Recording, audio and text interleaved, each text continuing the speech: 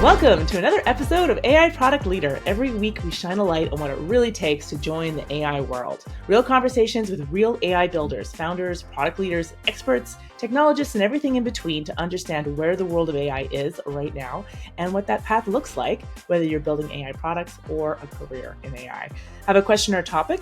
Email us at support@aicareerboost.com and join in on the conversation. I'm your host, Holly Allen. I'm the founder of AI Career Boost, and I spend my time there helping product leaders navigate and thrive in careers in AI. And I spent my career in both the product management and software development sides of the house in software development world. I'm an ex-Alexa AI principal product manager, where I launched the very first generative AI answers on Alexa back in 2020. And I'm super excited today because my guest, I feel like you might need no introduction for anyone who's a longtime listener of my podcast. Yuying Chen-Wynn is here today. Yuying Chen-Wynn, let me provide some introduction in case you haven't heard of her yet. So she's a visionary leader in AI, but not just AI, tech and product strategy as well. And she began her career designing LEGO Mindstorm second generation CPU at MIT. She's risen from product program manager at Microsoft to chief product officer at Barnes & Noble Education, and she now serves as the head of AI at Peak 6, spearheading generative AI initiatives and strategic investments that are redefining technology and innovation. She's also my co-host for the AI After Hours podcast, where we get a little tipsy and dish about the latest industry news. So thanks so much for joining me on this podcast, Yuying. I feel like I want to be known as the AI After Hours co-host. That should be like my tagline coming up on. And now for the co-host of AI After Hours, the other half of the Drunken AI Review. No, I think in your overall introduction, I just want to be like, I'm the one that's everything in between. We're the different roles. Ooh. Yes, the glue. Isn't that, I feel like that's what product management really is, right? When I was like, when I first got into product management and I was like, how do you explain this to someone? You're like, no, I manage. Like, stuff happens to me and somehow I manage to make something like go to production. Like, no matter, all these things are working against you and no one seems to actually want this to happen, and you have to get them all on the same page, and you just somehow you manage. makes it all work out. I like that description. Well, you've been in product management for a long time, Yuying. So I'd love to go back and start with a little bit of your background, your backstory. Obviously, your undergrad and master's degree. Yeah, not before product. Well, even before. Okay, let's go way back. So your undergrad and your master's degree are in computer science and engineering. Were you always a nerd? Were you always in AI? Did you come bouncing into this world being like LLMs? No. So I have this horrible story that of anybody who's trying really hard to get into college. I accidentally got into MIT and I majored in computer science because I was like, hey, I got into this college. What are they good at? I'll major in that. Oh, wow. I mean, you picked well in terms of like what is MIT known for. That's awesome. Yeah, I wanted to go to Boston because my first crush was a year ahead of me. I had gone to Boston for college, so I wanted to go there. I applied to MIT and Harvard because those are colleges I had heard of, and because I got in early action to MIT, I'm like, I guess I'll go there. And I picked the major computer science because I was like, what are they good at? I'll major in that. So according to me, my self-assessment, I was not a nerd before this, although people would say, how did you get in if you weren't? So I'll leave that to history to judge. Yeah, I did assemble computers in high school for a job. I made tiny electronics in high school. I ran out of math classes. I had nothing to do my senior year. I was like, I don't know, state champion in math, whatever. You're not a nerd. I was, I was an accidental nerd. I was like, that wasn't hard. I don't know what to do. Yeah. So I don't think of myself as one of those, but that's how I got in. Gotcha. And then you were at the MIT Media Lab for your master's. Is that right? I was for both undergrad and master's as my research, and my RA and a TA. Actually, I was biotech, but yeah, I did Media Lab, which you have to know that because you were like, oh, I've done all the computer science with this. So in MIT, if you're a part of media lab, you were like the guys who really weren't smart enough for the AI lab, right? That's where the really smart people went. I had friends who were in the AI lab at that time, and I'm off playing with toys, and they're kind of like, "What are you doing? You just like just move aside." We were not the cool kids at the media lab. Those truly smart people at the AI lab. Just yeah.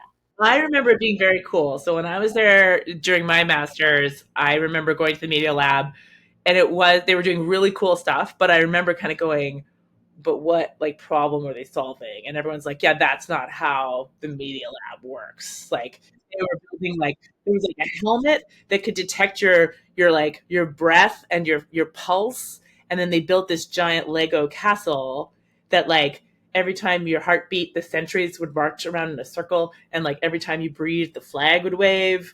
And there was some kind of tenuous like, yeah, it'll make kids more interested in their health and then they'll be healthier or something like that. It was like I was like, it's super cool, and this is like someone's job is to do this research. but I actually managed all but the you were working on Legos. Lego. Yeah, I managed all the Legos. So I would like you had these major shipments of Legos and every just like coming in crates and I was like, "Oh my god, this is like every kid's dream. It's just all these free Legos." But the thing I will tell you is the research there was actually impactful. Legos used to be targeted for boys, and when they talked about girls playing Legos, they just made everything pink and purple. Okay, that but this is the lab that study the learning style differences. And like if you look at the newer, more the role playing, some of that, that is actually findings for actually how boys and girls learn differently. And Lego pivoted, and there was a whole product line. You can see them doing really, really well now. But that was like when I first got in there, Legos for girls was just pink everything. That was just like it's a color now it's for girls. I'm like, yeah, no, we don't really play that way. Um, so that was actually kind of fun. That's amazing. So beyond receiving Lego shipments, though, you were actually working on my Lego Mindstorm too at the same time. Some of the earlier generation Lego Mindstorm stuff. Yeah, so I started in hardware, um, and this was before Scratch was invented. So even then, we were experimenting with different types of graphical programming language. But you had like a little physical thing. There was a little turtles to move them around to kind of visualize that Logo Writer. for kids. Yeah, yeah, yeah, Was it Logo exactly. Writer? Yeah. Um, and then My we favorite Logo. My God. yeah, so I made like little I had physical little robot bugs that would dance with infrared signals and that's what I did early on. But yeah, so I was in hardware. I did kind of these circuit boards. I we did upgrades on the circuit boards, but that was the actual technology basis for what became Mindstorm. So we were the research kind of developed V1 and V2, and then they productized. Man, do people like expect you to build robots for Christmas and stuff now? I mean, come on, hardware background. You should be like, Shh, nobody knows. I want a robot for Christmas. Damn it. But I love the Very robotic cool. So direction though. So yeah. Oh man, it's there's going to be so much in the next couple of years. Okay, so moving on from my MIT, you were at Microsoft. You were more into program management. Like, tell me about that transition from more technical and execution to product management. yeah, you remember how I got into MIT? Not because I knew anything about computer science, was aiming for it. I came out of MIT going, you know what? I don't want to code for a living. And and then there was this job description that I didn't understand, but I knew that I didn't have to code, and that was the program manager. So I got into that accidentally as well, and apparently I interviewed well, and I'm like, oh great, I have a job. That's how I got in it. But what I discovered is I actually, I don't know, I enjoyed bossing devs around. It is very powerful, isn't it? There's definitely. I mean, you can't let them know you're bossing them around, or they'll get very upset. So it has to be very like it's your idea. Well, I mean, so the whole thing is they looked down upon you if you don't understand the technical side, but I could hold my own against them. And you're like, come on, you know what you're doing is wrong, and I know what you're trying to say. You're trying to fake me out. And so since then, obviously there's, I mean, I'm skipping forward like a vast career, but when you first started getting into these AI projects, we've talked a lot about like, this is not your LLM kind of whip up a prompt and we're calling that science kind of world. Do you remember your first like forays into what like the original AI, what were, predictive analytics or things in that space? Like what can you remember where your first projects were in that?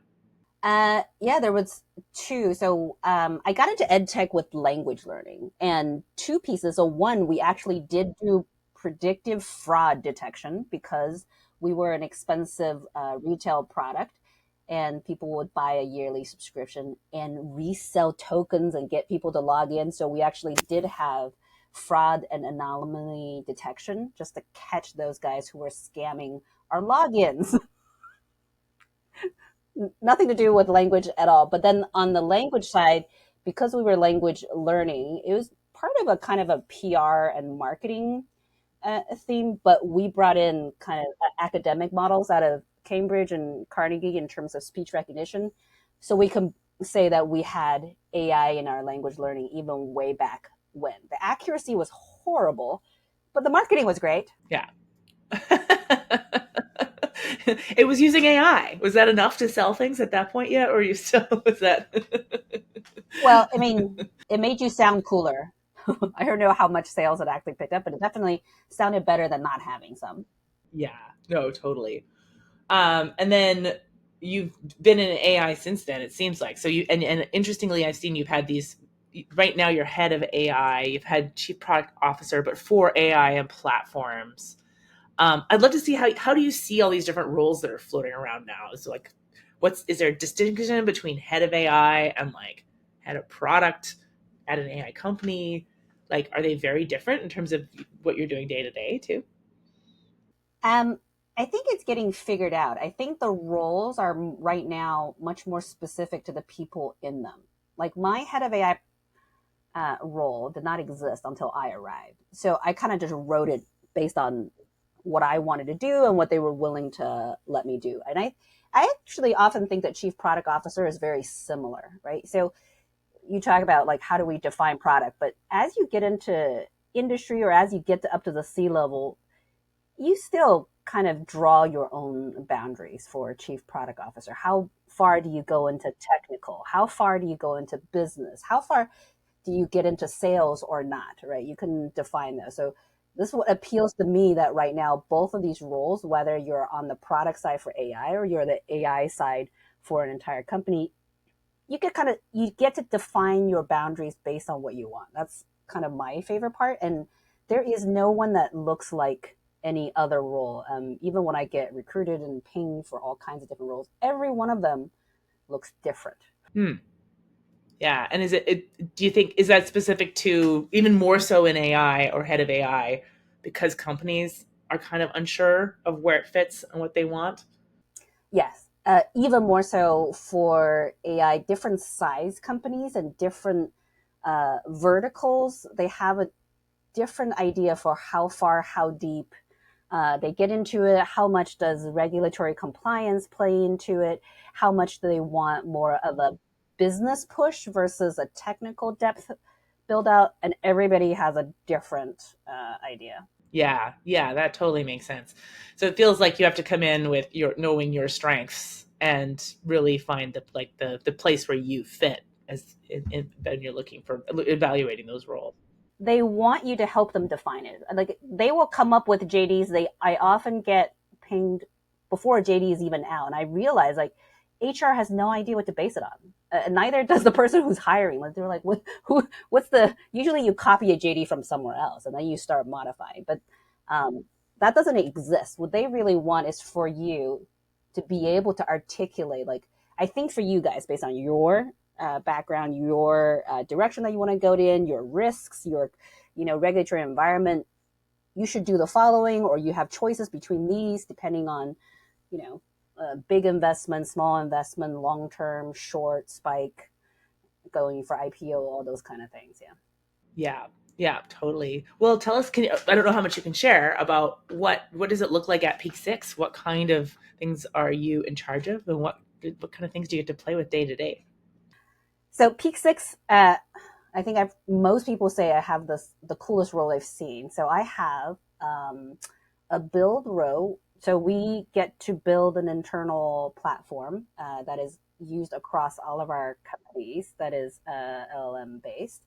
Um, I am involved in assessing every AI tool that comes in the door if we need to buy it or become partners or somehow integrate into our product suite um, or not, right? So that perspective as well as the investment perspective. So we do also invest in startups. So I'm also looking at, okay, do we want to fund?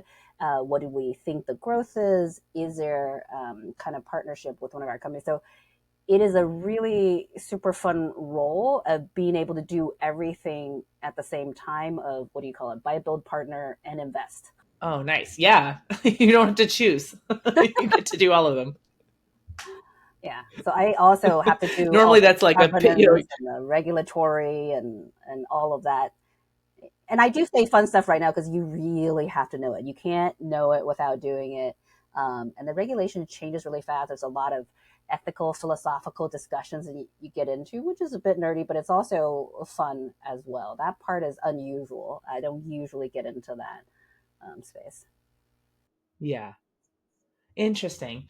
And then do you what I'm always impressed with when we chat is that you've actually been like hands on keyboard, like trying stuff out. Do you carve out time to do that so that you feel on top of it? How has that helped you and that high level head of role? Um, yeah, I try to get to most new things and have direct hand-on experience because so far the marketing is very different from reality, right? There are certain things that are overhyped. There are certain things that are that are underhyped. It is a little bit difficult to kind of justify the amount of time I spend on all of that because within a financial focused company, you're always like, what's the ROI? What's the outcome? And research kind of doesn't have that. But because we were so early and we can keep up based on kind of hands-on knowledge of what to implement or what not, um, we're at the point where we don't really have to justify keeping up anymore. But I can also much quick be able to filter through like what's actually significant enough for me to try versus like in the beginning where I wanted to try everything that came through and then you kind of just go underwater for like 50% of the time just looking at new things. That's where my overwhelm would come in because I find I'm trying to look for new tools that are no code tools for people to build things with or even like code development tools and stuff, but so many of them people are like, oh, it's fantastic, look at this demo, you try it, falls flat on the first like easy simple use cases. You're like, I can't use this. Or worse, it falls flat when you're 75% of the way through and you've spent a bunch of time with it. It's Do you have any tips for like weeding out? Do you have things you see or like right away like, nope, that's in the probably hype pile? Sheer experience. You have to go through the pain. But it actually doesn't take that long. If you just focus on trying everything there is for like a couple of weeks, trust me, you will develop that instinct really fast. It's not that nuanced right now. Um, it's difficult for me to articulate because I kind of just now within 10 minutes, I can cut down most things. And there's only two or three that I think is meaningful enough. But it actually doesn't take that much pain to get that instinct, I don't think. Yeah. Okay, that's a good tip. I'll just have to force my way through the barrier of God, this doesn't feel very effective, right? Like it just doesn't feel like a very effective use of your time when you're fighting a bunch of junk. Or you can ask me. No, no one else though, but Yeah. only you. Exactly. I know. I was like, don't be careful what you offer.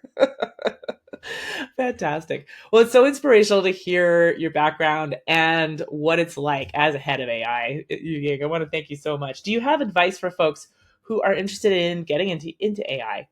Maybe they don't necessarily have the technical background you do, but they want to get hands on. What would you recommend their first step should be? Uh, Play with things and break them. That's my everything I always advise is get some hands-on experience. If you're not technical, play with the tools. If there's new apps, try them. Right? Just try it till you break it. It won't take you very long, but that's the best way, because then it's reality that you're anchoring on, and not what someone or some influencer filmed some video that you don't know what their settings are. Yeah, totally. No, that's fantastic. I think it's just the one way to stay grounded, right? It's absolutely true. Awesome. But we only have time for one more section, and that is plugs. Do you have anything you want to plug this week, Yuying?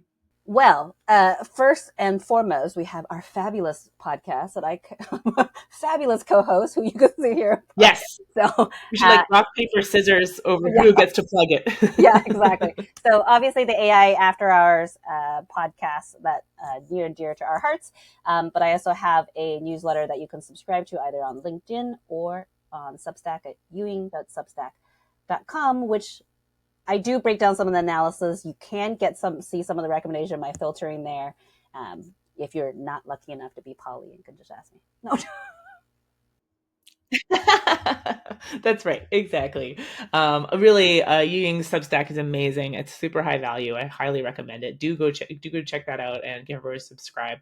As well as we've been very buttoned down by comparison. Our AI After Hours, we're normally a little tipsy, a little more raucous. We get into the industry goss. So do be sure to check that out. I cross post it on the same channel here at AI Career Boost, but AI After Hours. We're the girls who get drunk and talk about AI. That's us. Um, Fantastic. And keeping it real or drunk, one of those two. I'd also like to do a plug for our upcoming webinar. So we are doing another webinar. Our Path to AI Product Leadership is coming up. It's a 1-hour free webinar where we'll be demystifying the path of how is product management changing? Is product management dead? What skills do you need to lead and succeed in the new AI era? Come join us for the free webinar. We'll have the link in the show notes where you can sign up. Be sure not to miss that. And as always, we love to plug the show. So please like and subscribe. Hear more inspirational stories of people who are in AI, have gotten into AI, how they got there. And if you could give us a rating, a review, 5 stars, it really helps us get the word out there. So don't forget to do that on your favorite podcast pipe. Fantastic. Well, that is the end of yet another AI Product Leader podcast. Thanks so much for joining, Yuying. This has been a lot of fun as always, even if we didn't get drunk this time. But I really want to thank you for sharing your story, your experience, and it was really great to have you on. Thank you. Thank you for having me.